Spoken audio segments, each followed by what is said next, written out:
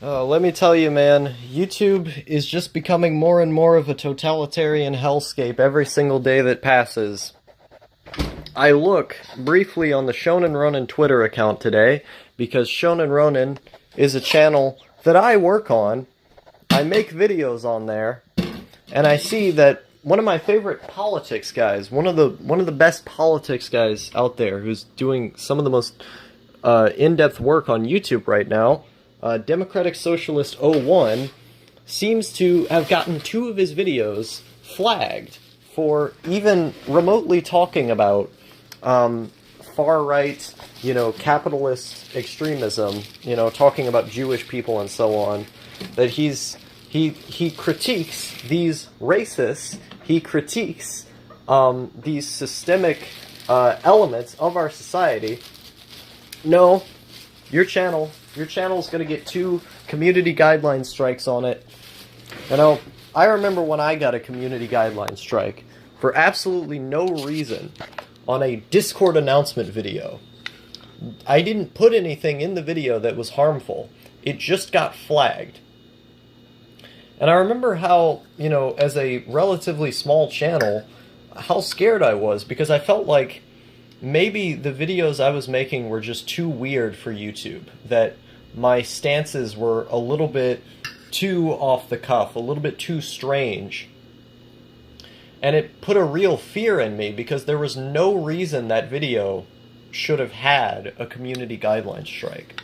And now I look at someone who, is obviously, making these more leftist type of points, but just because he's talking about these controversial subjects and he's shutting down the right on a fairly popular YouTube channel, 14,000 subscribers and growing, and now he's going to be shut down for doing that. And it shows to me the absolute desolate state of freedom of speech on YouTube as a platform. I look at someone like Mike Cernovich, far-right guy who talks one side of his mouth and then something else comes out the other. Oh, freedom of speech this, freedom of speech that. And then he works to actively deplatform leftists. He did the campaign to get James Gunn off of Twitter, but he also tried to get Sam Seder fired from MSNBC. Because, it's only deplatforming when they deplatform our team. It's not about freedom of speech. It's not about keeping an equal playing field for all ideas to come about, the way that someone like me might argue. Instead, it's only freedom of speech when it's convenient. It's only freedom of speech when it's for us. And so you can get someone like Mike Cernovich calling for the deplatform of leftists, but when actual leftists are getting deplatformed, or are close to getting deplatformed, all of these right-wing people who are constantly complaining about the left doing it, they don't say a word. They don't care. And I think it shows you something about how polarized this culture has become, and how fucking horrendous YouTube as an entity is, because there's only YouTube. There's nothing else. YouTube is the only one that you can post on. That's the only way people have to share their content.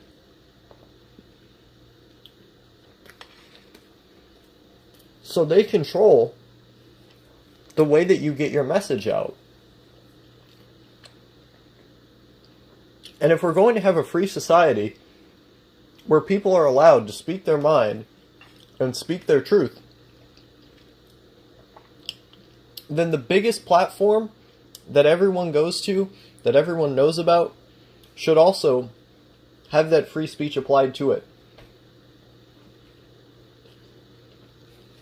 YouTube is a corporation. Biggest one. Owned by Google. Biggest one.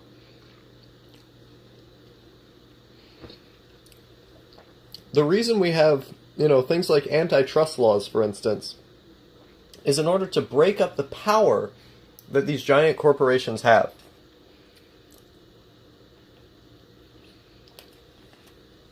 If, for example, YouTube exerted too much power over the free flow of information And of the market that they create, the government would come in and break them up into multiple companies.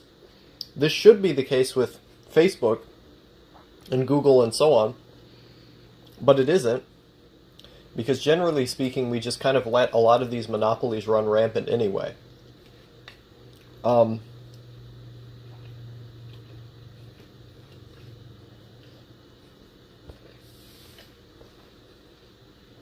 It just feels gross to me that you have people on one side championing freedom of speech. Like, oh, freedom of speech is so good, guys. Gotta uphold freedom of speech. But then when their enemy is deplatformed, they do nothing about it.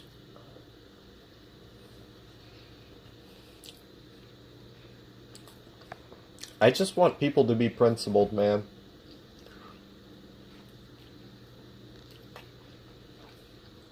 If you believe in something, say that you believe it.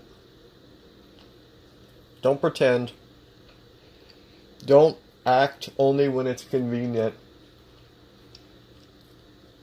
If you believe something, do what you believe. Now, it's like Confucius said, wheresoever you go, go with all your heart. Those principles are important. When you look at, these people getting deplatformed, if the left actually had any pull in the world, if the left was actually a threat, they would all be getting deplatformed. We know this from history. The purges within the 1940s and 30s of communists in Hollywood, or people who were suspected to be communist, as well as the ginormous purges and not just job loss, but outright ruining the chances of those people getting a job in the academic industry. Many teachers and professors were expelled from universities for simply having a political belief, for having a stance. That is not freedom. It's not this liberal democracy that we all talk about. People being killed in their homes because they dared to organize workers in their community is not what freedom of speech is about. It seems to me that there's always an exception that's made for the extreme right.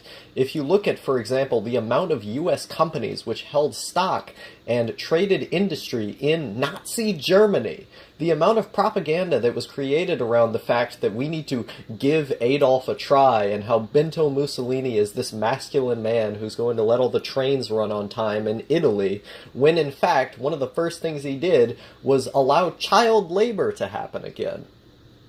These are the people who the big industry side with, fascists, because fascists want private property to continue being propagated.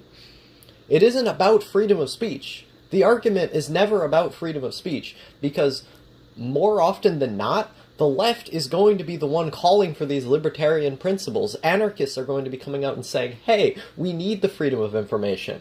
It's social democrats that are always the principled liberals, at least in the case of, a lot of European politics. If you look at Germany, for instance, they were kind of bad about that. In the case of Rosa Luxemburg being shot in the head, that was pretty bad. But generally speaking, social democrats, out of all of the liberals, they tend to be a bit more principled. But throughout history, we've always seen the liberals and the capitalist class side with these fascistic lines of authority that ultimately lead to the suppression of freedom of speech that they seem to cherish and want to defend so much. I'm only seeing this in YouTube. I'm only seeing this occur again. It's happening more. And this is exactly what the right wants when they say, we're the group of freedom of speech, we're the group of freedom, and then they turn around to not defend any of the guys who are getting deplatformed on the opposing side. It's only going to get worse, man.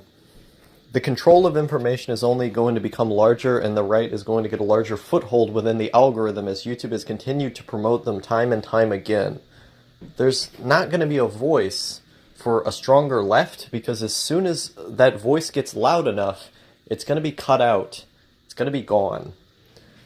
History has shown this to be true. And, I don't know, seeing DimSoc's